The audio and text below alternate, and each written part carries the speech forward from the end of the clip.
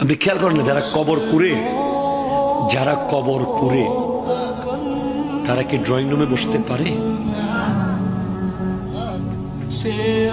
যারা জানাজায় আসার টাইম পায় না, ফেসবুকে একটা স্ট্যাটাস দিয়েই দায়িত্ব শেষ করে ফেলে, আমার চাচা অমুক মারা গেছে, ইন্না লিল্লাহি ওয়া ইন্না ইলাইহি রাজিউন, তারাই ড্রয়িং রুমে জায়গা পায়।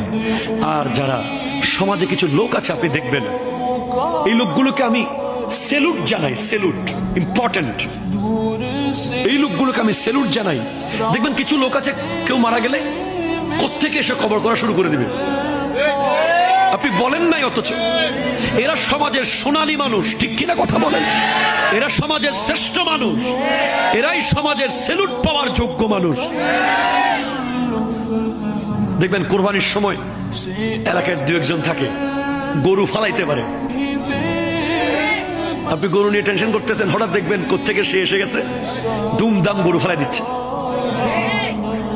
সিডাঙ্গের ভাষায় বলে হাক্কু ধরুন আয়াসি,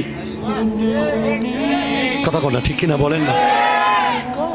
দেখবেন আপনার মেয়ের বিয়ে দিবেন, এলাকায় দু একটা লোক এমন আছে যে এসে গোটা বিয়ে তুলে দিবে, তার ব্রেনের মধ্যে পুরো বিয়ে বাড়ি সেট আপ।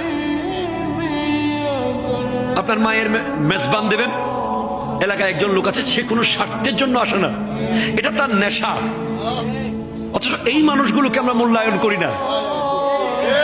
কথা বলেন না, ঠিক কিনা বলেন না? ওই মানুষগুলোর রঙিন রঙিন চশমা দেখে দেখে আমরা তাদেরকে সালাম করতে করতে পাগল হয়ে যায়, অথচ ওদেরকে আমরা জানাজার লাশের পাশে পাই না।